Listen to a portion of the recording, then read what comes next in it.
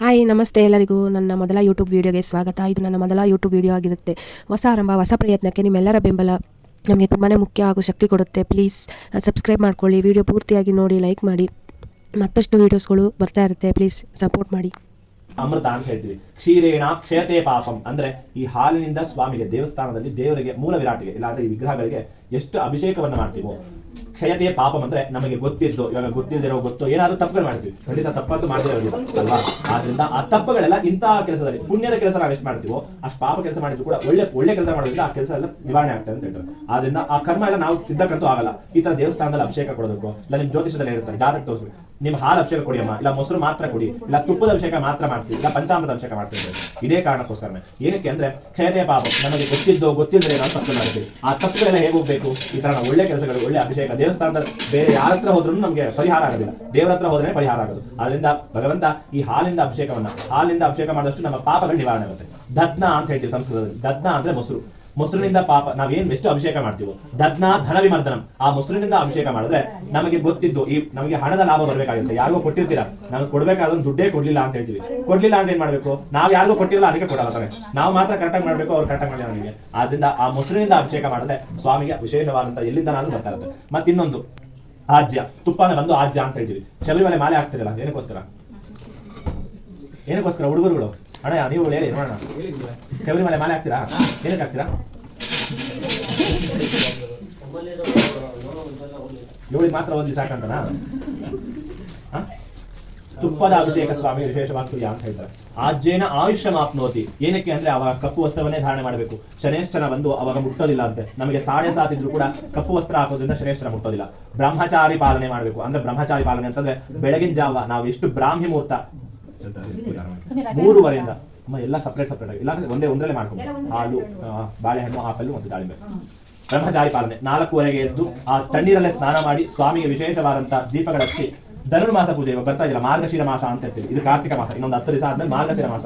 ಬೆಳಗಿನ ಜಾವನೆ ಎಲ್ಲೂ ದೇವಸ್ಥಾನದಲ್ಲಿ ಹೋಗಿ ಬಿಸಿ ಪ್ರಸಾದ ಕೊಡ್ತಾರಲ್ಲ, ಆ ಪ್ರಸಾದಕ್ಕೋಸ್ಕರ ಹೋಗೋದಿಲ್ಲ. ಬ್ರಹ್ಮನಾಂ ಪ್ರಾರ್ಥಕಸ್ಯಾರ್ಥಂ ಅಂತ ಹೇಳ್ತೀವಿ. ಏನಕ್ಕೋಸ್ಕರ ಅಂತಂದ್ರೆ ಆ ಮಾರ್ಗಶಿರ ಮಾಸದಲ್ಲಿ ವಿಶೇಷವಾಗಿ ಸ್ವಾಮಿ ಅಧಿಪತಿಯನ್ನು ಸಾಧಿಸ್ತಾರೆ. ಯಾವುದೇ ಶುಭ ಕಾರ್ಯಗಳಾಗಲಿ ಅದನ್ನು ಮಾಡೋದಿಲ್ಲ, ನಮ್ಮ ಶಾಂತಿ ಕಾರ್ಯಗಳನ್ನು ಮಾಡ್ಕೋಬಹುದು. ಆದ್ರಿಂದ ಸ್ವಾಮಿಗೆ ಒಂದು ತುಪ್ಪದ ಅಭಿಷೇಕವನ್ನು ಮಾಡಿಸೋದ್ರಿಂದ ನಮ್ಮ ಆಯಸ್ಸು ಅಂದ್ರೆ ಹೇಳಂದ್ರೆ ಆ ಮೃತ್ಯುಂಜಯ ದೋಷಗಳೇನಾದ್ರು ಇತ್ತು ಅಂತಂದ್ರೆ, ವಾಹನ ಕಂಟಕ, ಜಲಕಂಟಕಗಳೇನಾದ್ರು ಇತ್ತು ಅಂತಂದ್ರೆ ಎಲ್ಲವೂ ನಿವಾರಣೆ ಆಗುತ್ತೆ. ಮತ್ತೆ ಈ ಸಕ್ಕರೆ, ಜೇನುತುಪ್ಪ, ಕಲ್ಸಕ್ಕರೆ ಇವೆಲ್ಲ ಏನಕ್ಕೆ ಅಂತಂದ್ರೆ ನಮ್ಮ ಮನೆಯಲ್ಲಿ ಯಾವಾಗಲೂ ಯಾವ ತರ ಇರಬೇಕು, ಮತ್ತೆ ಕಹಿ ಯಾರು ತಿಂತಾರೆ, ಬೆಳಗ್ಗೆ ಎದ್ದಿದ ತಕ್ಷಣ ಯಾವ ರೀತಿ ಎದ್ದಿದ ತಕ್ಷಣ ಹೊರಗಡೆ ಬಂದಿದ ತಕ್ಷಣ ಯಾವ್ದೋ ಜಗಳ ನೋಡಿದ್ನೋ ಅದು ಯಾವ್ದೋ ಬಂದು ಯಾರೋ ಏನೋ ಅಂದ್ಬಿಟ್ರು ಟಿವಿಲಿ ಅದಾಗೋಯ್ತು. ನಮ್ಮ ಮನೆಗೆ ಈ ತರ ಕಷ್ಟ ಪ್ರಯೋಜನ ಇಲ್ಲ. ಅದು ಯಾರೋ ಏನೋ ಮಾತಾಡೋದು ಅವರೇ ನಾವು ಮಾಡುವಂತ ಕೆಲಸದ ಮೇಲೆ ನಿರ್ಧಾರ ಆಗುತ್ತೆ. ಬೆಳಗ್ಗೆ ಎದ್ದಿದ ತಕ್ಷಣ ನಮ್ಮ ಮನೇಲಿ ವಾತಾವರಣ ಸೃಷ್ಟಿ ಆಗದೆ ನಮ್ಮ ಮನಸ್ಸಿನ ಚಂಚಲತೆ ಮೇಲೆ ಆ ಮನಸ್ಸನ್ನ ಹತೋಟಿಲಿ ಇಟ್ಕೊಳ್ಬೇಕು. ಆದ್ರಿಂದ ಭಗವಂತ ಒಳ್ಳೆ ಸಿಹಿಯಾದ ಯಾವ ರೀತಿ ಒಳ್ಳೆ ಸಿಹಿಯಾದ ಪದಾರ್ಥ, ನಮ್ಮ ಮಕ್ಕಳಿಗೆ ಮದುವೆ ಆಗಿರೋ ಮಕ್ಕಳಿದ್ರು ಅಂದ್ರೆ ಅವ್ರ ಮದುವೆ ಆಗಿ ಸಂತಾನ ಪ್ರಾಪ್ತಿ ಆಗಿಲ್ಲ, ಸಂತಾನ ಪ್ರಾಪ್ತಿ ಆಗಿ ಅವ್ರ ಕೆಲಸ ಕೈ ಆಗ್ತಾನೆ ಇಲ್ಲ, ಏನೋ ಕೆಲಸ ಆಗ್ತಾ ಇಲ್ಲ, ಅವ್ರ ಮನೇಲಿ ಏನೋ ಕಷ್ಟಗಳು ನಡೀತಾ ಇದೆ. ಆ ತರದ್ದು ಯಾವಾಗಲೂ ಚಾಲಿ ಇಟ್ಕೊಂಡ್ರೆ ಏನಾಗುತ್ತೆ, ನಮ್ಗೆ ಇನ್ನೂ ಟೆನ್ಷನ್ ಜಾಸ್ತಿ ಆಗುತ್ತೆ, BP ಆಗುತ್ತೆ, ಸಕ್ಕರೆ ಕಾಯಿಲೆ ಬರುತ್ತೆ. ಆದ್ರಿಂದ ಭಗವಂತ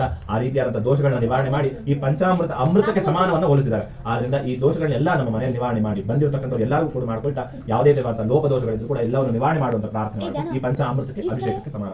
ಅದನ್ನ ಪ್ರಾರ್ಥನೆ ಮಾಡ್ಕೊಳ್ಳಿ. ಆಮೇಲೆ ಮತ್ತೆ ಕೇಳ್ತೀನಿ ಹ್ಞೂ ಅನ್ನೋದಲ್ಲ ಆಯ್ತಾ, ಹಾಲಿಂದ ಅಭಿಷೇಕ ಮಾಡಿವಾಗ ಓಂ ಆಪ್ಯಾಜಸ್ಪಧಮೇಧತೆ ವಿಶ್ವದಸ್ಥೋಮ ವೃಷ್ಟಿಜಂ ಭವಾವಾದ್ಯಸ್ಸ ಸಂಗತೆ ಅಪ್ಸು ಮೇ ಸೋಮೋ ಅಭ್ರವೀತಂತರ್ವಿಶ್ವಾನಿ ವೇದಜ ಅಗ್ನಿಂಚ ವಿಶ್ವಶಂಭುವಮಾಪಶ್ಚ ವಿಶ್ವವೇದಸೀಃ ಗೌರಿ ವಿಮಾಯ ಸಲಿಲಾನಿ ಚತ್ಯತ್ತೆ ಕಪತಿ ದ್ವಿಪದಿ ಸಾ ಚತುಷ್ಪದಿ ಅಷ್ಟಾಪದಿ ನವಪದಿ ಬಹುಪದಿ ಸಹಸ್ರಾಕ್ಷರಾ ಪರಮೇಭ್ಯೋ ಮನ್ಯೆ ಕ್ಷೀರೇಣ ಸ್ನಪಯಾಮಿ ಆಪ್ಯಾಯಸ್ಪಧಮೇಧತೆ ವಿಶ್ವತಸ್ತೋಮ ವೃಷ್ಣಿಜಂ ಭವಾವಾದ್ಯಸ್ಸ ಸಂಗತೆ ಆರಾಧನಾನಾಂ ಸರ್ವೇಷಾಂ ವಿಷ್ಣೋಃ ಪ್ರಧಯನಾ ಭವಂ ತಸ್ಮಾತ್ ಅರಧರಂ ಪ್ರೋಕ್ತಃ ವಿಷಯಾರಾಧನದ್ರವಃ ಶ್ರೀರ್ವಕ್ಷಸ್ವಮಾಯುಷ್ಯಮಾರೋಧ್ಯಮಾಧೀರಾಕ್ಷೋಭಾಮಾನಂ ಮಹೀಯತೆ ಧಾನ್ಯಂ ಧನಂ ಪಶುಂ ಬಹುಕೀರ್ತಿಲಾಭಂ ಶತ ಸಂವತ್ಸರಂ ದೀರ್ಘಮಾಯುಃ. ಓಂ ಹೈಂ ಕ್ಲೀಂ ಶ್ರೀಂ ಸ್ವಾಮಿನೇ ನಮಃ ಪರಮಾರ್ಥಕ ಫಲಸಿದ್ಧ್ಯರ್ಥಂ ಯೋಂತಾರ್ಥಕ ಪ್ರಧಾಯಾರ್ಥಂ ಚಾಗುಣ್ಯ ಪರಿಪೀಡನಾತ್ ಯೋಮಕ್ರಾರ್ಥ ಮಹಾದೇವಿಃ ಸನ್ನಿರುದ್ಧಾಕ್ಷಣಾಯತೆ. ಶ್ರೀಮನ್ಮಹಾಕ್ಷಣ ದೇವತಾ ಆರಾಧನ ಮಂಗಳಾರ್ಥಕ ಸಿದ್ಧ್ಯರ್ಥೆ ಓಂ ಜಾತವೇಧಸೇ ಸುನಮಾಮ ಸೋಮವರಾಥಿ ಯತೋ ನಿದಹಾತಿ ವೇದಃ ಸನಃ ಪರಿಷದತಿ ಜನೀಂ ಕರ್ಮಫಲೇಂ ಚತುಷ್ಠಾಂ ದುರ್ಗಾಂ ದೇವೀಗುಂ ಶರಣಮಹಂ ಪ್ರಪದ್ಯೆ ಸುತರಸಿ ತರಸೆ ನಮಃ ಅಗ್ನೇ ತ್ವಂ ಪಾರಯಾನುಜ್ಞೋ ಅಸ್ಮಾಂ ಸ್ವಸ್ತಿ ವಿರತಿ ದುರ್ಗಾನಿ ವಿಶ್ವಾ ಓಶ್ಚ ಪೃಥ್ವೀ ಬಹುಲಾನ ಪೂರ್ವೆ ಭವತೋಕಾಯತನಯಾಯ ಶಯ್ಯೋಃ ವಿಶ್ವಾನಿನೋ ದುರ್ಗಃ ಜಾತವೇದಃ ಸಿಂಧುನ್ನನಾವ ಧುರಿತಾದಿವರ್ಷೇ ಅಗ್ನೇ ಅತ್ರಿಭನ್ಮನಸಾ ಗೃಣಾನೋಸ್ಮಾಕಂ ಬೋಧ್ಯವಿತಾ ತನೂನಾಂ ಪೃಥನಾದಿಜಗುಂ ಸಹಮಾನಮುಗ್ರಮಗ್ನಿಗುಂ ಹುವೇಮ ಪರಮಾಸ್ಮದಸ್ತಾತ್.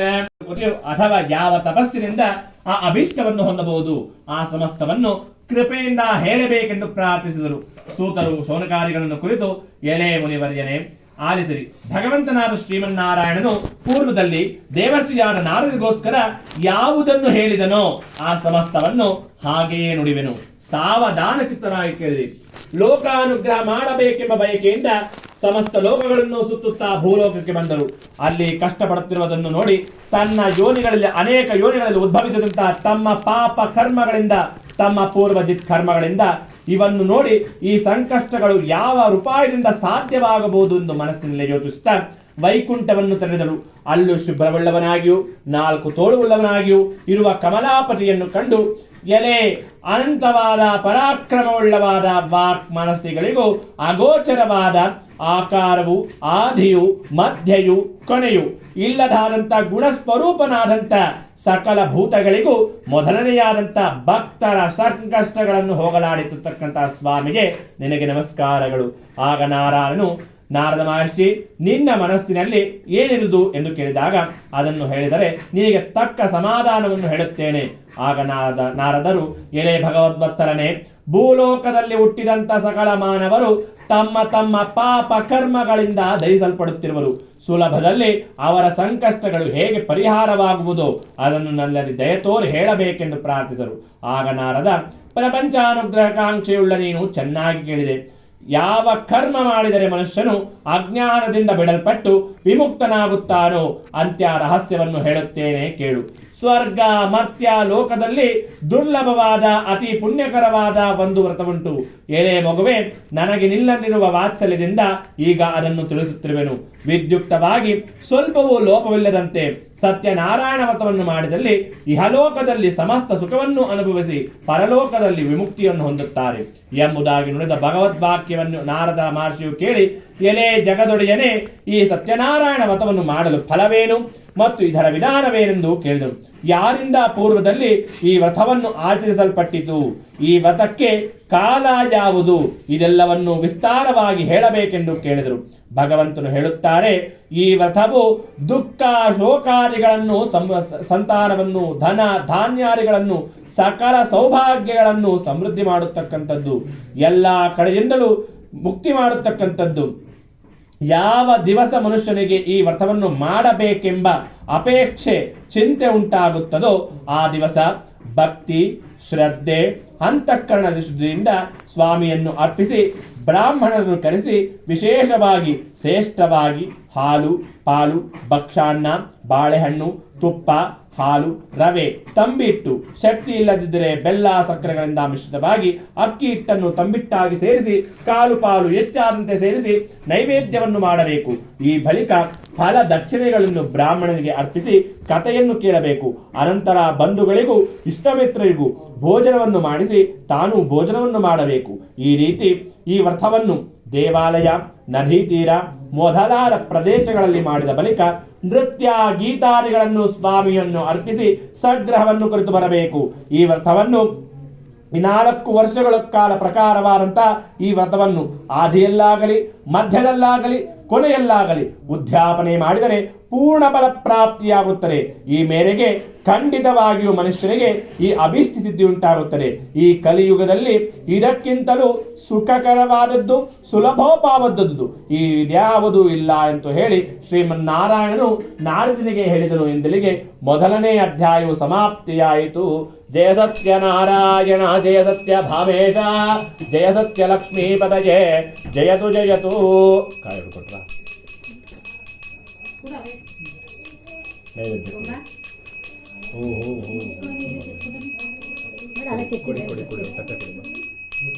ಮಹಾನಿವೇದನಂ ನಿವೇದಯಾಮಿ. ಕಾಯಿ ಕೊಡಿ, 5 ಹೊಡೆದ್ಬಿಟ್ಟು ಕೊಡಿ, ಇಲ್ಲ ಮಾತಾಡಂಗಿರಲ್ಲ.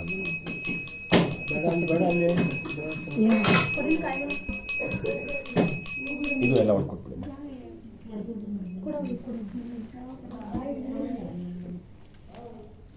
ಮಹಾನಿವೇದನಂ ನಿವೇದಯಾಮಿ. ಓಂ ಶ್ರೀ ಮಹಾಸ್ವಾಮಿನೇ ನಮಃ. परमार्थकाफलसिद्ध्यर्थे जपे विनियोगः आराधनानां सर्वेषां विष्णोः प्रणयदा भवम्.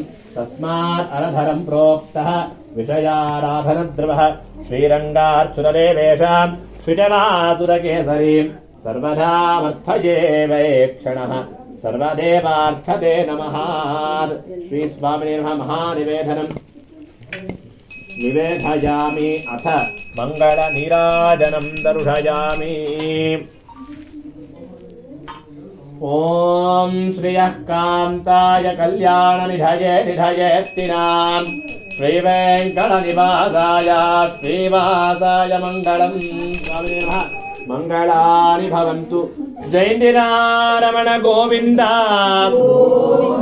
आञ्जनेय वरद गोविन्द. स्वामिने नमः. सर्वार्थफलसिद्ध्यर्थं ಮತ್ತೆ ಹೂವಾಕ್ಲೆ ಕೈ ತೋಳಿ.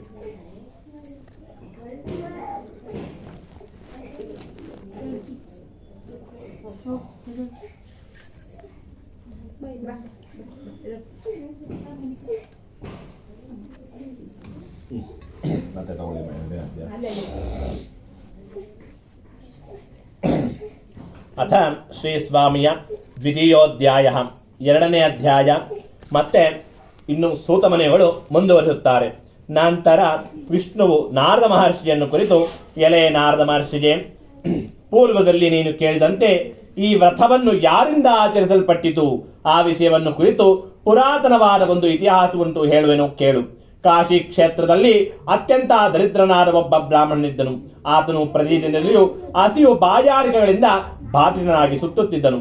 ದೀನನಲ್ಲೇ ಅತ್ಯಂತ ದಯೆಯುಳ್ಳ ವಿಷ್ಣುವು ಬ್ರಾಹ್ಮಣ ರೂಪದಲ್ಲಿ ಬಂದು ಆ ದೀನನನ್ನು ದಯೆಯಿಂದ ಕೇಳಿದನು, ಎಲೆ ಬ್ರಾಹ್ಮಣನೇ, ಪ್ರತಿದಿನದಲ್ಲೂ ದುಃಖಿತಾಗಿ ಏತಕ್ಕೋಸ್ಕರ ಸುತ್ತಾಡುತ್ತಿರುವೆ ಎಂದು ಕೇಳಲು ಈ ಭೂಸರನ್ನು ಹೇಳುತ್ತಾನೆ, ಎಲೆ ಪ್ರಭವೇ, ನಾನು ಅತಿ ದರಿದ್ರನು, ಭಿಕ್ಷಾರ್ಥವಾಗಿ ತಿರುಗುತ್ತಿರುವನು. ಸುಲಭವಾಗಿ ಈ ಭಿಕ್ಷಾರ್ಥವು ಏನಾದರೂ ತಿಳಿದಿದ್ದರೆ ಹೇಳಬೇಕೆಂದು ಬ್ರಾಹ್ಮಣನು ಕೇಳುತ್ತಾನೆ. ಎಲೆ ಬ್ರಾಹ್ಮಣನೇ, ಸತ್ಯನಾರಾಯಣನೆಂದು ಕರೆಯಲ್ಪಡುವ ಶ್ರೀ ವಿಷ್ಣುವು ಕೋರಿದ ಇಷ್ಟಾರ್ಥಗಳನ್ನು ಕೊಡುವನು. ನೀನು ಆ ವ್ರತವನ್ನು ಮಾಡಿ ಸತ್ಯನಾರಾಯಣ ಸ್ವಾಮಿಯನ್ನು ಪೂಜಿಸು.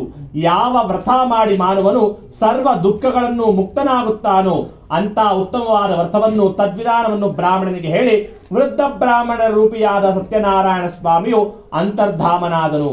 ನಂತರ ಬ್ರಾಹ್ಮಣನು ವ್ರತವನ್ನು ಮಾಡಬೇಕೆಂಬ ಚಿಂತೆಯಿಂದ ರಾತ್ರಿ ನಿದ್ದೆಯನ್ನೂ ಕೂಡ ಮಾಡಲಿಲ್ಲ. ಮಾರನೇ ದಿವಸ ಬೆಳಗ್ಗೆ ಎದ್ದು ಸತ್ಯನಾರಾಯಣ ಸ್ವಾಮಿಯ ವ್ರತವನ್ನು ಮಾಡುತ್ತೇನೆ ಎಂದು ಸಂಕಲ್ಪ ಮಾಡಿಕೊಂಡನು. ಈ ಭಿಕ್ಷೆಗೆ ಹೋದನು. ಆ ದಿವಸ ಬ್ರಾಹ್ಮಣನಿಗೆ ವಿಶೇಷವಾಗಿ 2ರಷ್ಟು ಹಣವು ಹೊಂದಿದನು. ಆ ಹಣದಿಂದ ಆ ಬಂಧುಗಳಿಗೂ ಸತ್ಯಮಿತ್ರರಿಗೂ ಆ ವ್ರತವನ್ನು ಆಚರಿಸಿದನು. ಆ ದರಿದ್ರ ಬ್ರಾಹ್ಮಣನು ಆ ವ್ರತ ಪ್ರಭಾವದಿಂದ ಸಮಸ್ತ ಸುಖಗಳನ್ನು ಸಂಪತ್ತುಗಳನ್ನು ದುಃಖರಹಿತನಾಗಿ ಅಂದಿನಿಂದ ಪ್ರತಿ ತಿಂಗಳು ವ್ರತವನ್ನು ತಪ್ಪದೆ ಶ್ರದ್ಧೆ ಭಕ್ತಿಯಿಂದ ಈ ಪ್ರಕಾರ ಬ್ರಾಹ್ಮಣೋತ್ತಮನನ್ನು ಸತ್ಯನಾರಾಯಣ ಸ್ವಾಮಿಯ ವ್ರತವನ್ನು ಮಾಡಿದವನಾಗಿ ಸಕಲ ವಿಧವಾದ ಪಾಪ ಕರ್ಮಗಳಿಂದ ಬಿಡಲ್ಪಟ್ಟು ಇದರಿಂದ ಹೊಂದಲು ಅಸತ್ಯವಾದ ಮುಕ್ತಿಯನ್ನು ಹೊಂದಿದನು.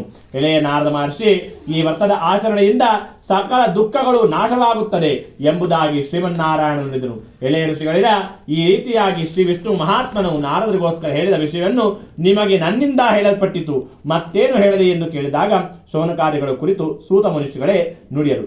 ಋಷಿಗಳು ನುಡಿಯುತ್ತಾರೆ, ಎಳೆ ಮಹರ್ಷಿಯೇ, ಈ ವ್ರತವನ್ನು ಈ ಬ್ರಾಹ್ಮಣನಿಂದ ಮತ್ಯಾರು ಈ ಭೂಮಿಯ ಮೇಲೆ ಮೊದಲು ಆಚರಿಸಿದರು ಎಂದು ಕೇಳಿದಾಗ ಆ ಸಮಸ್ತವನ್ನು ತಿಳಿಸಬೇಕೆಂದು ಕೇಳಿದರು. ಸೂತರು ಹೇಳುತ್ತಾರೆ, ಎಳೆ ಮಹರ್ಷಿಯೇ, ಈ ಭೂಮಿಯ ಮೇಲೆ ಮೊದಲು ಈ ವ್ರತವನ್ನು ಯಾರಿಂದ ಪೂರ್ವದಲ್ಲಿ ಆಚರಿಸಲ್ಪಟ್ಟಿತೋ ಆ ಸಂಗತಿ ಕೇಳಿರಿ. ಒಂದು ಸಮಯದಲ್ಲಿ ಪೂರ್ವೋಕ್ತವಾದ ಆ ಬ್ರಾಹ್ಮಣನು ವಿಶೇಷವಾಗಿ ಪೂಜೋಪಕರಣಗಳಿಂದ ನೆಂಟರಿಷ್ಟಗಳಿಂದ ಕೂಡಿದವನಾಗಿ ವ್ರತವನ್ನು ಆಚರಿಸುತ್ತಿದ್ದನು. ಆ ಮನೆಗೆ ಹೋಗಿ ಕಟ್ಟಿಗೆ ಮಾರುವವನು ಬ್ರಾಹ್ಮಣನು ಆ ಪ್ರವೇಶ ಮಾಡಿ ಬಹಳ ದಾದಿಯಿಂದ ಇದ್ದರೂ ಕೂಡ ಆ ಬ್ರಾಹ್ಮಣನು ಮಾಡುತ್ತಿರುವ ಈ ವ್ರತವನ್ನು ನೋಡಿ ಏನೋ ಒಂದು ವಿಧವಾದ ಭಕ್ತಿಯುಂಟಾಗಿತು. ಆಗ ಸಾಷ್ಟಾಂಗವಾಗಿ ನಮಸ್ಕಾರ ಮಾಡಿದನು. ಆ ಬ್ರಾಹ್ಮಣನ ಕುರಿತು, ಎಲೆ ಸ್ವಾಮಿಯೇ, ನಿಮ್ಮಿಂದ ಆಚರಿಸಲ್ಪಡುವ ಈ ಪೂಜೆ ಯಾವುದು? ಇದನ್ನಾಚರಿಸಿದರೆ ಎಂಥ ಫಲ ಹೊಂದಬಹುದು? ಆ ಕಟ್ಟಿಗೆ ಮಾರುವವನು ಕೇಳಿದನು. ಬ್ರಾಹ್ಮಣನು ಹೇಳುತ್ತಾನೆ, ಇದು ಸತ್ಯನಾರಾಯಣ ಸ್ವಾಮಿಯ ವ್ರತವು ಕೋರಿದ ಇಷ್ಟಾರ್ಥಗಳನ್ನು ಕೊಡತಕ್ಕಂಥದ್ದು. ನನಗೆ ಈ ವ್ರತಾನುಗ್ರಹದಿಂದಲೇ ಸಕಲ ಧನ ಧಾನ್ಯಾದಿಗಳು ಸಂಪತ್ತುಗಳು ಉಂಟಾಯಿತು ಮತ್ತು ಹೇಳಿದನು. ಕಟ್ಟಿಗೆ ಮಾರುವವನು ಅತ್ಯಂತ ಸಂತೋಷದಿಂದ ಸ್ವಾಮಿಯ ಪ್ರಸಾದ ಭಕ್ಷಣೆ ಮಾಡಿ ಜಲಪಾನ ಮಾಡಿ ಆ ದಿವಸ ಕಟ್ಟಿಗೆ ಮಾರಿದ ಹಣದಿಂದ ಸತ್ಯನಾರಾಯಣ ಸ್ವಾಮಿಯ ವ್ರತವನ್ನು ಮಾಡುತ್ತೇನೆ ಎಂದು ಸಂಕಲ್ಪ ಮಾಡಿಕೊಂಡನು. ಆಗ ಧನ್ಯವಂತರು, ಆ ಪಟ್ಟಣದ ದೊಡ್ಡ ದೊಡ್ಡ ಶ್ರೀಮಂತರು ಎಲ್ಲಿದ್ದಾರೋ ಅಲ್ಲಿಗೆ ಹೋದನು. ಆ ಪುಣ್ಯವಂತನಿಂದ ಧನಿಕನಾದಂತಹ ಆ ಕಣಿಗೂ ಆ ದಿವಸ ಎಂದಿಗಿಂತಲೂ ದುರ್ಗಣವಾದ ಲಾಭವನ್ನು ಪಡೆದನು. ಆ ಹಣದಿಂದ ಚೆನ್ನಾಗಿ ಪಕ್ವಾನ್ನ, ಬಾಳೆಹಣ್ಣು, ಸಕ್ಕರೆ, ಹಾಲು, ಮೊಸರು ಇವೆಲ್ಲವನ್ನು 2ರಷ್ಟು ತಂದು ತನ್ನ ಮನೆಗೂ ಸೇರಿ ಶಾಸ್ತ್ರೋಕ್ತವಾಗಿ ಸ್ವಾಮಿ ಅರ್ಚಕರನ್ನು ಕರೆಸಿ ಜೊತೆಗೆ ಬಂಧು ಮಿತ್ರರನ್ನು ಕರೆಸಿ ಶ್ರೀ ಸತ್ಯನಾರಾಯಣ ಸ್ವಾಮಿಯ ವ್ರತವನ್ನು ಮಾಡಿದನು. ಈ ವ್ರತ ಪ್ರಭಾವದಿಂದ ಸಕಲ ಸಂಪತ್ತುಗಳು ಪಡೆದು ಅಂತ್ಯಕಾಲದಲ್ಲಿ ಸಾಕ್ಷಾತ್ ವೈಕುಂಠವನ್ನು ತಳೆದನೊಂದಿಗೆ ದ್ವಿತೀಯೋಧ್ಯಾಯ ಸಮಾಪ್ತಿಯಾಯಿತು. ಜಯ ಸತ್ಯನಾರಾಯಣ, ಜಯ ಸತ್ಯ ಭಾಮೇಶ, ಜಯ ಸತ್ಯ ಲಕ್ಷ್ಮೀ ಪದಜೆ, ಜಯತು ಜಯತು ದೇವತಾಯೇ ಮಹಾನಿವೇದನಂ ನಿವೇದಯಾಮಿ. ಅಥ ಪ್ರಾಣಾಯ ಪಂಚಭೂತಾತ್ಮನೆ ನಮೋ ನಮಃ. ಮಹಾಕ್ಷಣಾಧಿಕಾಯ ವಿದ್ಮಹೇ ಸರ್ವತನಜಾಯ ಧೀಮಹಿ ತನ್ನೋ ಮಹಾಲಕ್ಷ್ಮೀ ಪ್ರಚೋದಯಾತ್. ಮಹಾದೇವ್ಯೈ ನಮಃ. ಅಥ ಮಂಗಳ ನೀರಾಜನಂ ದರುಷಯಾಮಿ. ಓಂ ಹೈಂ ಕ್ಲೀಂ ಶ್ರೀಂ ಮಂಗಳಾನಿ ಭವಂತು. ಓಂ ಶ್ರಿಯಃ ಕಾಂತಾಯ ಕಲ್ಯಾಣ ನಿಧಯೇ ನಿಧಯೇತ್ತಿನಾಂ. ಶ್ರೀ ವೆಂಕಟ ನಿವಾಸಾಯ ಶ್ರೀನಿವಾಸಾಯ ಮಂಗಳಂ. ಸ್ವಾಮಿನೇ ನಮಃ ಮಂಗಳ. ಅದೇ ರೀತಿ 3ನೇ ಅಧ್ಯಾಯ ಸೂತ ಮುನಿಗಳು ಮತ್ತೆ ಮುಂದುವರಿಸುತ್ತಾರೆ. ಹೇಳೆ ಮುನಿವರ್ಯನೇ, ಈ ಪುನಃ ಶ್ರೀ ಸತ್ಯನಾರಾಯಣ ಮಹಾತ್ಮೆಯನ್ನು ಹೇಳುತ್ತೇನೆ ಕೇಳುವಂತರಾಗಿ. ಪೂರ್ವದಲ್ಲಿ ಉಲ್ಕಮುಖನೆಂಬ ರಾಜನಿದ್ದನು. ಜಿತೇಂದ್ರಿಯಾಗಿಯೂ ಸತ್ಯವಾದಿಯಾಗಿಯೂ ಒಳ್ಳೆಯ ಬುದ್ಧಿಶಾಲಿಯಾಗಿಯೂ ಇದ್ದನು. ಆತನು ಪ್ರತಿದಿನವೂ ದೇವಾಲಯಕ್ಕೆ ಹೋಗಿ ದೇವತಾರಾಧನೆ ಮಾಡಿ ಬ್ರಾಹ್ಮಣನಿಗೆ ದ್ರವ್ಯವನ್ನು ದಾನ ಕೊಟ್ಟು ಸಂತೋಷಪಡಿಸುತ್ತಿದ್ದನು. ಒಂದು ಸಮಯದಲ್ಲಿ ಆತನ ಪತ್ನಿ ಭಗ್ನಶೀಲೆಯು ಪತಿಯುಕ್ತಳಾಗಿ ನದಿ ತೀರದಲ್ಲಿ ಸತ್ಯನಾರಾಯಣ ಸ್ವಾಮಿಯ ವ್ರತವನ್ನು ಮಾಡುತ್ತಿದ್ದಳು. ಅಲ್ಲಿಗೆ ಆ ಸಮಯಕ್ಕೆ ಒಬ್ಬ ವರ್ತಕನು ವ್ಯಾಪಾರಕ್ಕೋಸ್ಕರ ಬಹುದೊಡ್ಡ ಹಡಗಿನಲ್ಲಿ ಬಂದನು. ಆ ಹಡಗಿನಲ್ಲಿ ಅಲ್ಲಿಯೇ ಬಿಟ್ಟು ರಾಜನ ದರ್ಶನಾರ್ಥವಾಗಿ ಬಂದನು. ಆ ವ್ರತವನ್ನು ಮಾಡುತ್ತಿರುವ ಆ ರಾಜನನ್ನು ಕಂಡು ವಿನಯದಿಂದ ಕೈ ಮುಗಿದು, ಎಲೆ ರಾಜನೇ, ಭಕ್ತಿಯುಕ್ತವಾಗಿ ಮನಃಶುದ್ಧಿಯಿಂದ ನೀನು ಮಾಡುತ್ತಿರುವ ಈ ವ್ರತವನ್ನು ಹೇಳು, ಸಮಸ್ತವನ್ನು ದಯೆಯಿಂದ ತಿಳಿಸಬೇಕೆಂದು ಕೇಳಿದನು. ರಾಜನು, ಎಲೆ ವ್ಯಾಪಾರಿ, ಬಂಧುಗಳಿಂದ ಕೂಡಿ ಪುತ್ರಸಕ್ತನಾದು, ಅಂದ್ರೆ ಮಕ್ಕಳಿಲ್ಲದ ನಾನು ಅಂತ ಹೇಳ್ತಾರೆ, ಪುತ್ರಸಕ್ತನಾದ ನಾನು ಸಕಲ ಇಷ್ಟಾರ್ಥವನ್ನು ಕೊಡುವ ಶ್ರೀ ಸತ್ಯನಾರಾಯಣ ಸ್ವಾಮಿಯ ಪೂಜೆಯನ್ನು ಮಾಡುತ್ತಿದ್ದೇನೆ ಎಂದು ಹೇಳಿ ರಾಜನು, ಎಲೆ ರಾಜನೇ, ನನಗೂ ಸಂತಾನವಿಲ್ಲದ ಕಾರಣ ಈ ವ್ರತ ಪ್ರಭಾವದಿಂದ ನಿಶ್ಚಯವಾಗಿಯೂ ಸಂತಾನ ಉಂಟಾಗುತ್ತದೆ ನಂಬಿದ್ದೇನೆ. ಈ ವ್ರತ ವಿಧಾನವನ್ನು ತಿಳಿಸಬೇಕೆಂದು ಕೋರಿ ರಾಜನಿಂದ ಇದ ವಿಧಾನವನ್ನು ತಿಳಿದುಕೊಂಡು ವ್ಯಾಪಾರದಿಂದ ಹಿಂತಿರುಗಿ ಬಹು ಸಂತೋಷದಿಂದ ಮನೆಗೆ ಸೇರಿ ಸಂತಾನ ಪ್ರಾಪ್ತಿಯಾದರೆ ಈ ವ್ರತವನ್ನು ತಪ್ಪದೇ ಮಾಡುತ್ತೇನೆಂದು ಸಂಕಲ್ಪವನ್ನು ಮಾಡಿಕೊಂಡನು. ಹೀಗಿರಲು ಒಂದು ದಿನ ಋತುಸ್ನಳಾದ ಲೀಲಾವತಿಯು ಪತಿಯೊಡನೆ ಸಂತೋಷದಿಂದ ಇರಲು ಸತ್ಯನಾರಾಯಣ ಸ್ವಾಮಿಯ ಪ್ರಭಾವದಿಂದ ಅಂದಿನಿಂದಲೇ ಗರ್ಭವನ್ನು ಧರಿಸಿ 10ನೇ ತಿಂಗಳಿಗೆ ಪುತ್ರಿಕಾ ರಕ್ತವನ್ನು ಪಡೆದಳು. ಶುಕ್ಲ ಪಕ್ಷದ ಚಂದ್ರೋಪವಾದ ಕನ್ಯಾಮಣಿಯು ದಿನ ದಿನಕ್ಕೂ ವೃದ್ಧಿಯನ್ನು ಪಡೆಯುತ್ತಾ ಕಲಾವತಿ ಎಂದು ನಾಮಕರಣ ಮಾಡಲ್ಪಟ್ಟಳು. ಆಗ ಲೀಲಾವತಿ ತನ್ನ ಪತಿಯನ್ನು ಕುರಿತು, ಎಲೆ ಸ್ವಾಮಿ, ಪೂರ್ವದಲ್ಲಿ ನೀವು ಸಂಕಲ್ಪಿತ ಪ್ರಕಾರವಾಗಿ ಇನ್ನೂ ಏತಕ್ಕಾಗಿ ಮಾಡಲಿಲ್ಲ ಎಂದು ಕೇಳಿದಳು. ಆಗ ವರ್ತಕನು, ಮಗಳ ವಿವಾಹ ಕಾಲದಲ್ಲಿ ಮಾಡುತ್ತೇನೆ ಎಂದು ಸತಿಯನ್ನು ಸಮಾಧಾನಪಡಿಸಿ ಮತ್ತೆ ವ್ಯಾಪಾರಕ್ಕೆ ಹೋದರು. ಆಗ ಹೋದವನು ಕಲಾವತಿಯನ್ನು ನೋಡಿದನು. ಕಲಾವತಿ ವಿವಾಹ ವಯಸ್ಕಳಾಗಿದ್ದಳು.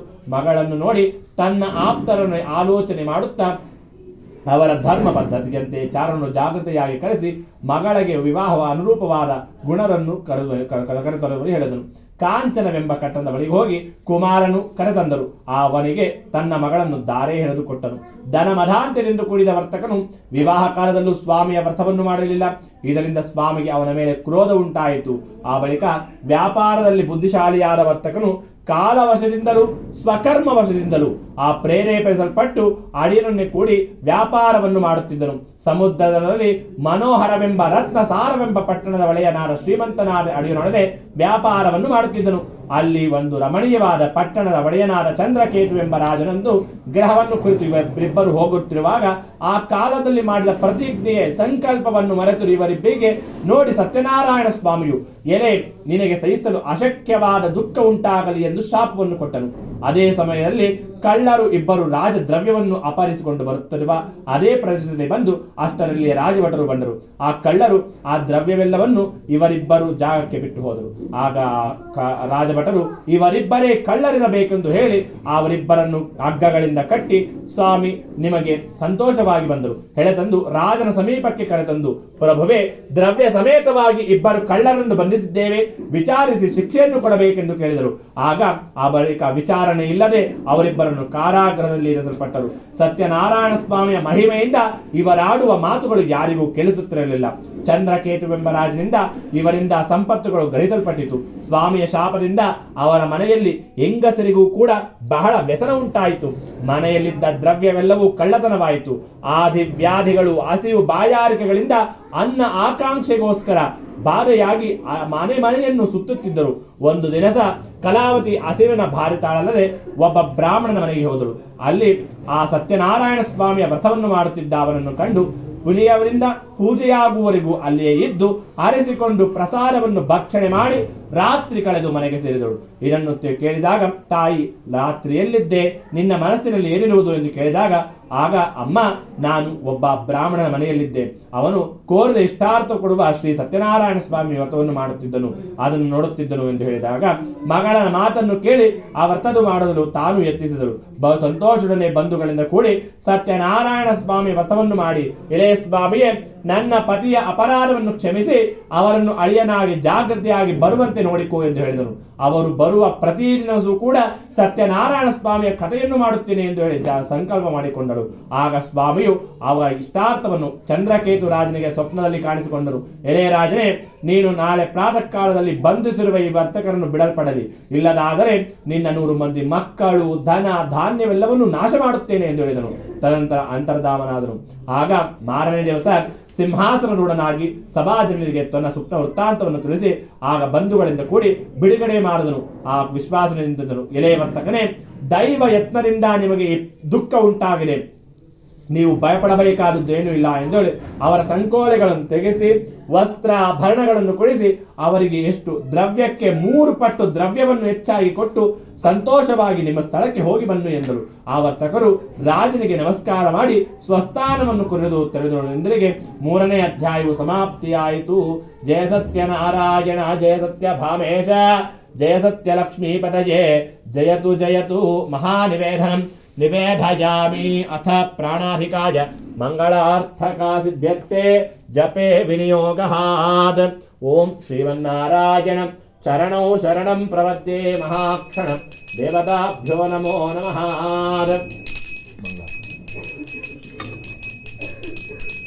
ಮಂಗಳಂ ಭಗವಾನ್ ವಿಷ್ಣು, ಮಂಗಳಂ ಗರುಡಧ್ವಜ, ಮಂಗಳಂ ಪುಂಡರೀಕಾಕ್ಷ, ಮಂಗಳಾಯತನಯೋ ಹರಿ. ಸ್ವಾಮಿನೇ ನಮಃ. ಮಂಗಳ ನಿರಾಜನಂ ದರುಷಯಾಮಿ, ರಕ್ಷಾಂ ಧಾರಯಾಮಿ, ನಮಸ್ಕರೋಮಿ. ಜೈಂದಿರಾರಮಣ ಗೋವಿಂದ. ಸ್ವಾಮಿನೇ ನಮಃ. ಸರ್ವಾರ್ಥ ಫಲ ಸಿದ್ಧತೆ ವಿನಿಯೋಗ. ಅದೇ ರೀತಿ 4ನೇ ಅಧ್ಯಾಯ ಮತ್ತೆ ಉಪಾಸನ ಚೈತ್ರಗಳಿಂದ ಪುನಃ ಸೂತರು ಸೋನಕಾರ್ಯಗಳನ್ನು ಕಂಡು, ಎಲೆ ಋಷಿಗಳಿರ, ಈ ವೈಶ್ಯನು ಅಳಿಯನೊಡನೆ ಮಂಗಳ ಸ್ನಾನ ಮಾಡಿ ನಿತ್ಯ ಕರ್ಮಗಳನ್ನು ಪೂರೈಸಿ ಬ್ರಾಹ್ಮಣನಿಗೆ ದ್ರವ್ಯವನ್ನು ದಾನ ಮಾಡಿ ಸ್ವಗ್ರಾಮವನ್ನು ಕುರಿತು ತೆರಳಿದನು. ಸ್ವಲ್ಪ ದೂರ ಹೋಗುವಷ್ಟರಲ್ಲಿಯೇ ಸತ್ಯನಾರಾಯಣ ಸ್ವಾಮಿಯು ಸನ್ಯಾಸಿ ವೇಷಧಾರಿಯಾಗಿ ಬಂದು, ಎಲೆ ವರ್ತಕನೇ, ನಿನ್ನ ಹಡಗಿನಲ್ಲಿ ಏನಿರುವುದು ಎಂದು ಕೇಳಿದನು. ಆಹಾ, ಧನಮದಾಂತ್ಯದಿಂದ ಕೂಡಿದ ಅಹಂಕಾರದಿಂದ ಕೂಡಿದ ಈ ವರ್ತಕನು ಹೀಯಾಳಿಸುತ್ತಾ ಹಾಸ್ಯದಿಂದಲೂ, ಎಲೆ ಸನ್ಯಾಸಿಗೆ, ನೀನು ಏತಕ್ಕೋಸ್ಕರ ಕೇಳುವೆ? ಹಣವಿರುವೆಂಬ ಭ್ರಾಂತಿಯಿಂದ ಕೇಳುವೆಯಾ, ಇಲ್ಲ ಅಪರಿಸುವ ಕೇಳುವೆಯಾ? ನಮ್ಮ ಹಡಗಿನಲ್ಲಿ ಎಳೆ ಬಳ್ಳಿಗಳಿರುವುದು, ಮತ್ತೇನು ಇಲ್ಲ ಎಂದು ಹೇಳಿದನು. ಈ ರೀತಿ ನುಡಿದ ಅಸತ್ಯ ವಾಕ್ಯವನ್ನು ಕೇಳಿ ಸ್ವಾಮಿಯು ನಿಮ್ಮ ಮಾತು ಯಥಾರ್ಥವಾಗಲಿ ಎಂದು ಹೇಳಿ ಹೊರಟು ಹೋಗಲು ವರ್ತಕನು ಸ್ವಲ್ಪ ದೂರ ಪ್ರಯಾಣ ಮಾಡಿ ಸಮುದ್ರ ದಡದಲ್ಲಿ ಸೇರಿ ನಿತ್ಯ ಕರ್ಮಗಳನ್ನು ಪೂರೈಸಿ ಪುನಃ ಹಡಗಿನತ್ತಿದಾಗ ಅದರಲ್ಲಿರುವ ಎಲೆ ಬಳ್ಳಿಗಳನ್ನು ಕಂಡು ವರ್ತಕರು ದುಃಖದಿಂದ ಅಲ್ಲಿಯೇ ಮೂರ್ತಿ ಹೋದನು. ಪುನಃ ಎಚ್ಚೆತ್ತವನಾಗಿ ದ್ರವ್ಯ ಹೋದ ದುಃಖದಿಂದ ಪ್ರಲೇಪಿಸುತ್ತಿರುವ ಮಾವನನ್ನು ಕಂಡು, ಎಲೆ ಮಾವನೇ, ಏತಕ್ಕೆ ವ್ಯಸನ ಪಡುತ್ತೀಯೇ? ಸನ್ಯಾಸಿಯಿಂದ ಶಾಪ ಕೊಡಲ್ಪಟ್ಟಿತು. ಇದರಿಂದ ಅವನ ಮಾತು ಪದಾರ್ಥವೆಲ್ಲವೂ ಈ ರೀತಿಯಾಗಿ ಮತ್ತೆ ಅವನ ಬಯಟಿಗೆ ಹೋಗಿ ಶರಣಾಗತಿಯನ್ನು ಕೊಂಡೋಣ ಎಂದು ಕಷ್ಟ ಪರಿಹಾರವಾಗುವುದು ಎಂದು ಹೇಳಿ ಅಳಿಯನು ಮಾತನ್ನು ಕೇಳಿ ಪುನಃ ಸನ್ಯಾಸ ಸಮೀಪಕ್ಕೆ ಹೋದನು. ಭಕ್ತಿ ನಮಸ್ಕಾರ ಮಾಡಿ, ದಿನನೇ, ಎಲೆ ಯತಿಶ್ರೇಷ್ಠನೇ, ನಮ್ಮಿಂದ ಯಾವ ಅಗತ್ಯವಾದಂತಹ ನಿನ್ನೊಡನೆ ಆ ಅಸತ್ಯವನ್ನು ನುಡಿದವೋ ನಮ್ಮನ್ನು ಕ್ಷಮಿಸು ಎಂಬುದಾಗಿ ನಮಸ್ಕಾರವನ್ನು ಮಾಡಿದನು. ಆಗ ಯತಿಯು ದುಃಖಿಸುತ್ತಿರುವ ಈ ವರ್ತಕನನ್ನು ನೋಡಿ ಪ್ರಸನ್ನವಾಗಿ ನಿಜರೂಪೆ ತೋರಿ, ಎಲೆ ದುರ್ಬುದ್ಧಿಯೇ, ಈ ನನ್ನ ಮಾತು ಕೇಳು, ದುಃಖಿಸಬೇಡ. ನನ್ನನ್ನು ಪೂಜಿಸದೆಯೇ ಮತ್ತೇನಾಗುತ್ತದೆ? ಸಂಕಲ್ಪ ಮಾಡಿ ನನ್ನ ಆಜ್ಞೆಯಿಂದ ಬಾರಿ ಬಾರಿಗೂ ದುಃಖಿಸುತ್ತಾ ಇರಬೇ ಒಂದು ಹೊತ್ತರಾಗಿ ಎಂಬುದಾಗಿ ನುಡಿದ ಭಗವದ್ವಾಕ್ಯವನ್ನು ಕೇಳಿ ವರ್ತಕನು ಸ್ತೋತ್ರ ಮಾಡಲು ಪ್ರಾರಂಭಿಸಿದನು. ಎಲೆ ಸ್ವಾಮಿಯೇ, ಬ್ರಹ್ಮಾದಿ ಸಮಸ್ತ ದೇವತೆಗಳು ಕೂಡ ನಿನ್ನ ಆಶ್ಚರ್ಯಕರವಾದ ಗುಣವನ್ನು ತಿಳಿಯಲು ಮೋಹಿತರೂ ಆಗಿದ್ದಾರೆ, ಮೂಢರೂ ಆಗಿದ್ದಾರೆ. ಮತ್ತು ನಿನ್ನ ಸ್ವರೂಪವನ್ನು ತಿಳಿಯಲು ಸಾಧ್ಯವೇ? ವಿದ್ಯುಕ್ತವಾಗಿ ನಿನ್ನ ಪೂಜೆಯನ್ನು ಖಂಡಿತವಾಗಿಯೂ ಮಾಡುತ್ತೇನೆ. ನನ್ನನ್ನು ಕ್ಷಮಿಸು, ನಮ್ಮನ್ನು ಕರುಣಿಸು, ಪೂರ್ವದಲ್ಲಿ ನಮ್ಮಿಂದ ಮಾಡಲ್ಪಟ್ಟ ಅಪರಾಧಗಳನ್ನು ಕ್ಷಮಿಸು ಎಂದು ರಕ್ಷಿಸು ಎಂದು ಬಗೆ ಬಗೆಯಾಗಿ ಸ್ವಾಮಿಯನ್ನು ಬೇಡಿಕೊಂಡರು. ಆಗ ಸ್ವಾಮಿಯು ಅವರಿಗೆ ಏನು ದ್ರವ್ಯವಿತ್ತೋ ಅದಕ್ಕೆ 4 ಪಟ್ಟು ದ್ರವ್ಯವನ್ನು ವರವನ್ನು ಆ ಪೂರ್ವೋಕ್ತವಾದಂತಹ ಚಿನ್ನ ಬೆಳ್ಳಿಗಳನ್ನು ಕೊಟ್ಟು ಅನುಗ್ರಹವಾಗಿ ಅಂತರ್ಧಾಮನಾದನು.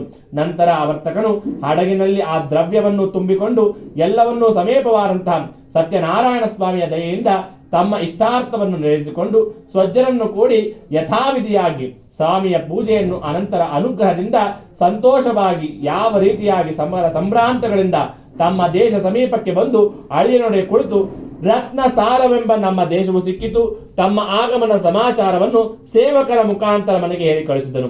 ಆ ದೂತನು ಪಟ್ಟಣಕ್ಕೆ ಪ್ರವೇಶ ಮಾಡಿ, ಅಮ್ಮ, ನಿಮ್ಮ ಅಳಿಯನೊಡನೆ ನಿಮ್ಮ ಪತಿಯು ದ್ರವ್ಯ ಸಮೇತವಾಗಿ ಬಂಡು ಸಮೇತವಾಗಿ ಬರುತ್ತಿದ್ದಾರೆ ಈ ಪಟ್ಟಣದ ಬಳಿಗೆ ಎಂದು ಹೇಳಿದಾಗ ಶುಭವಾರ್ತೆಯನ್ನು ತಿಳಿದ ಪತಿವ್ರತೆಯಾದ ವರ್ತಕನ ಸತಿಯು ಸಂತೋಷದಿಂದ ಸತ್ಯನಾರಾಯಣ ಸ್ವಾಮಿಯ ಪೂಜೆಯನ್ನು ಮಗಳ ಬಳಿಕ ಮಾಡಿ ಪತಿಯ ದರ್ಶನಾರ್ಥವಾಗಿ ಹೊರಡೋಣ, ಸಿದ್ಧಳಾಗು ಎಂದು ಹೇಳಿದಳು.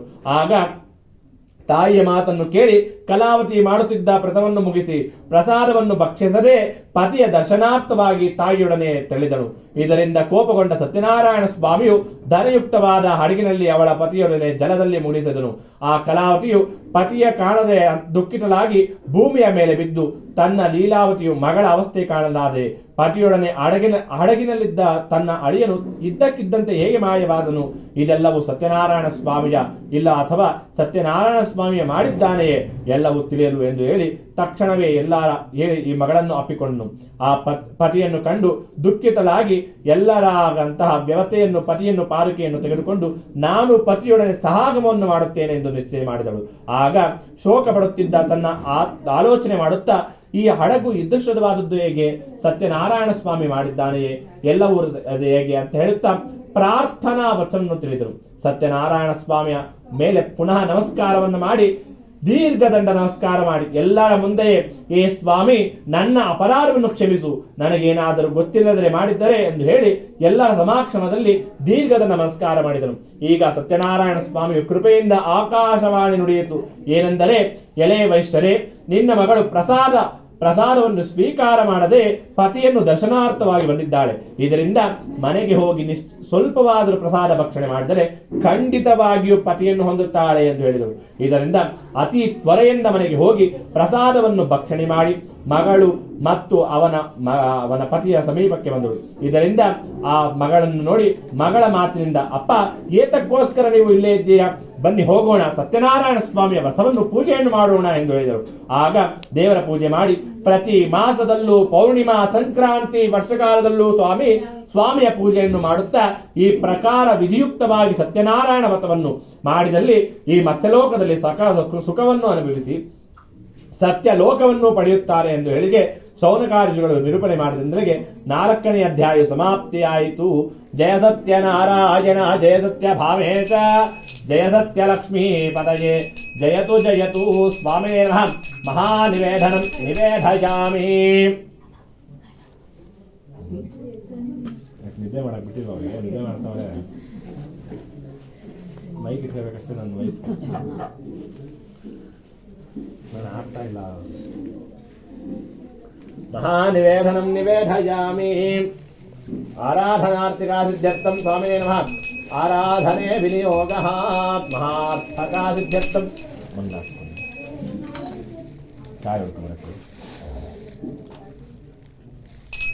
ಅಥ ಮಂಗಳ ನೀರಾಜನಂ ದರುಢಯಾಮಿ.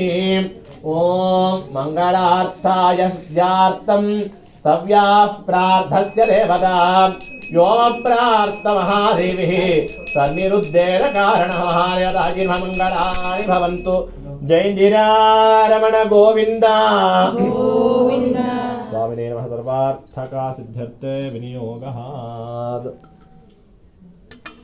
ಕೊನೆಯ ಅಧ್ಯಾಯ. ಆಮೇಲೆ ನಿದ್ದೆ ಮಾಡ್ಬೋದು. ಮೊನ್ನೆ ಹಂಗೆ ಹೇಳ್ತೇನೆ, ಮಲ್ಕೊಂಡೇ ಬಿಟ್ರು. ಏನು ಆಡಾಡ್ತಾ ಏನೋ ಅಂತ.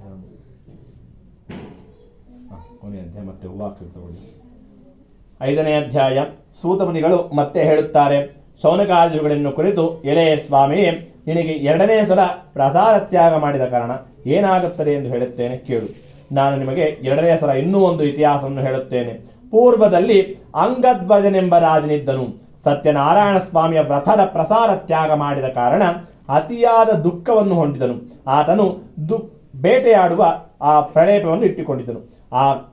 ಅತಿಯಾದ ದುಃಖದಿಂದ ಆತನು ಬೇಟೆಯಾಡುತ್ತಾ ಹೋದನು. ಒಂದು ದಿನ ಅರಣ್ಯದಲ್ಲಿ ಬೇಟೆಯಾಡುತ್ತಾ ಮೃಗಗಳನ್ನು ಸಂಹಾರ ಮಾಡಿ ತನ್ನ ನಗರ ಸಮೀಪವಾದ ವಟವೃಕ್ಷದ ಸಮೀಪಕ್ಕೆ ಬಂದು ನಿಲ್ಲಿಸಿದನು. ಅಲ್ಲಿ ನಿಲ್ಲುವಂತನಾದನು. ಅಲ್ಲಿ ಗೋಪಾಲಕರು ತಮ್ಮ ಬಂಧುಗಳಿಂದ ಕೂಡಿ ಸಂತುಷ್ಟನಾಗಿ ಭಕ್ತಿ, ಶ್ರದ್ಧೆ, ಅಂತಃಕರಣ ಶುದ್ಧಿಯಿಂದ ಸತ್ಯನಾರಾಯಣ ಸ್ವಾಮಿಯ ಪೂಜೆಯನ್ನು ಮಾಡುತ್ತಿದ್ದನು. ಇದನ್ನು ನೋಡಿದ ಆ ರಾಜನು ಅಹಂಕಾರದಿಂದ ಅಲ್ಲಿಗೆ ಹೋಗಲೂ ಇಲ್ಲ ಮತ್ತು ಸತ್ಯನಾರಾಯಣ ಸ್ವಾಮಿಯನ್ನು ಕುರಿತು ನಮಸ್ಕಾರವನ್ನು ಮಾಡಲಿಲ್ಲ. ಆದರೂ ಗೋಪಾಲಕರು ರಾಜನಿಗೆ ಗೌರವವನ್ನು ಕೊಟ್ಟು ಪೂಜೆಯ ಪ್ರಸಾದವನ್ನು ಕೊಟ್ಟರು. ಆಗ ರಾಜನು ತನ್ನ ಅಹಂಕಾರದಿಂದ ನಾನು ರಾಜ ಎಂದು ಹೇಳಿ ಆ ಪ್ರಸಾದವನ್ನು ಪರಿತ್ಯಾಗ ಮಾಡಿದನು. ಆ ಮಾಡಿದ ಕಾರಣದಿಂದ ಅವನ ಅಹಂಕಾರದಿಂದ ಬಹಳ ದುಃಖವನ್ನು ಹೊಂದಿದನು. ಆ ರಾಜನ 100 ಮಂದಿ ಮಕ್ಕಳು, ಧನ, ಧಾನ್ಯಾದಿಗಳು, ಅಶ್ವ, ರಥ, ಗಜ, ಐಶ್ವರ್ಯವೆಲ್ಲವೂ ನಾಶವಾಯಿತು. ಆಗ ರಾಜನು ಇದು ಸಕಲವು ಸತ್ಯನಾರಾಯಣ ಸ್ವಾಮಿಯ ದೇವರ ಪ್ರಸಾದದಿಂದ ಆಗಿದೆ ಎಂದು ಹೇಳಿ ಯಾವ ತಿರಸ್ಕಾರ ಮಾಡಿದನೋ ಆ ನಷ್ಟವಾಗಿದೆ ಎಂದು ಹೇಳಿ ತನ್ನ ಸಮೀಪಕ್ಕೆ ಬಂದು ಯಾವ ಸ್ಥಳದಲ್ಲಿ ಸತ್ಯ ದೇವರ ಪೂಜೆಯಾಯಿತೋ ಆ ಸ್ಥಳಕ್ಕೆ ಪುನಃ ಹೋಗಿ ಗೋಪಾಲಕರ ಸಹಿತನಾಗಿ ಭಕ್ತಿ, ಶ್ರದ್ಧೆ, ಅಂತಃಕರಣ ಶುದ್ಧಿಯಿಂದ ಸತ್ಯನಾರಾಯಣ ಸ್ವಾಮಿಯ ಪೂಜೆಯನ್ನು ವಿಜೃಂಭಣೆಯಿಂದ ಮಾಡಿ ಸ್ವಾಮಿಯ ಅನಂತಾಕ್ಷಣವಾದಂತಹ ರಾಜನು ಸತ್ಯನಾರಾಯಣ ದೇವರ ಪ್ರಸಾದವನ್ನ ದೆಸೆಯಿಂದ ಧನ, ಧಾನ್ಯಾದಿಗಳು, ಪುತ್ರ, ಐಶ್ವರ್ಯ, ರಥ, ಗಜಗಳನ್ನು ಪುನಃ ಹೊಂದಿದವನಾಗನು. ಲೋಕದಲ್ಲಿ ಸುಖವನ್ನು ಅನುಭವಿಸಿ ಅಂತ್ಯಕಾಲದಲ್ಲಿ ಸಾಕ್ಷಾತ್ ವೈಕುಂಠವನ್ನು ತಳೆದನು. ಇದಕ್ಕಿಂತಲೂ ಈ ಪ್ರಕಾರವಾದಂತಹ ಈ ಪರಮ ದುರ್ಲಭವಾದಂತಹ ಈ ವ್ರತವನ್ನು ಯಾರು ಮಾಡುತ್ತಾರೋ ಅವರಿಗೆ ಸತ್ಯನಾರಾಯಣ ದೇವರ ಪ್ರಸಾದದಿಂದ ಧನ, ಧಾನ್ಯಾದಿಗಳು ಪ್ರಾಪ್ತಿಯಾಗುತ್ತದೆ. ಮತ್ತು ಯಾವರು ದರಿದ್ರರಾಗಿರುತ್ತಾರೋ, ದರಿದ್ರ ಅಂತಂದ್ರೆ ಏನೋ ಬೈದಂಗಲ್ಲ, ದರಿದ್ರ ಅಂತಂದ್ರೆ ಸಂಸ್ಕೃತದಲ್ಲಿ ಬಡವ ಅಂತ ಹೇಳಿ, ದರಿದ್ರನಾಗಿರುತ್ತಾನೋ ಅವನಿಗೆ ಧನ ಪ್ರಾಪ್ತಿಯಾಗುತ್ತದೆ ಮತ್ತು ಅವನು ಎಲ್ಲಾ ಕಷ್ಟಗಳಿಂದ ಮುಕ್ತನಾಗುತ್ತಾನೆ. ಯಾವ ಮನುಷ್ಯನು ಭೀತಿ ಹೊಂದಿರುತ್ತಾನೋ ಅವನು ಭಯವು ಮುಕ್ತನಾಗುತ್ತದೆ ಮತ್ತು ಅವರು ಇಹಲೋಕದಲ್ಲಿ ಸಮಸ್ತ ಸುಖವನ್ನು ಅನುಭವಿಸಿ ಅಂತ್ಯಕಾಲದಲ್ಲಿ ಸಾಕ್ಷಾತ್ ವೈಕುಂಠವನ್ನು ತೆರಳುತ್ತಾರೆ ಎಂದಲ್ಲಿಗೆ 5ಮೋಧ್ಯಾಯ ಸಮಾಪ್ತಿಯಾಯಿತು. ಜಯ ಸತ್ಯ ನಾರಾಯಣ, ಜಯ ಸತ್ಯ ಭಾಮೇಶ, ಜಯ ಸತ್ಯ ಲಕ್ಷ್ಮೀ ಪದಯೇ, ಜಯತು ಜಯತು ಮಹಾನಿವೇದನಂ ನಿವೇದಯಾಮಿ. ಅಥ ಪ್ರಾಣಾಧಿಕಾಯ ವ್ಯಾನಾಧಿಕಾಯೈ ನಮೋ ನಮಃ. ಪ್ರಾಣಕ್ಷಣ್ಯಾರ್ಧಕಾ ಸಿದ್ಧ್ಯರ್ಥಂ ಶೋಭನಾರ್ಥಸ್ಯ ದೇವತಾ ವ್ಯೋಮ ಪ್ರಾರ್ಥ ಮಹಾದೇವಿ ಸನ್ನಿರುದ್ಧೇನ ಕಾರಣಃ. ಮಹಾನಿವೇದನಂ ಅಮಲ್ ಪಸ್ತವರೆ ಕೊಡಿ. ಮಹಾನಿವೇದನಂ ನಿವೇದಯಾಮಿ. ಒಂದು ನಿಮಿಷ ನಿಂತ್ಕೊಂಡು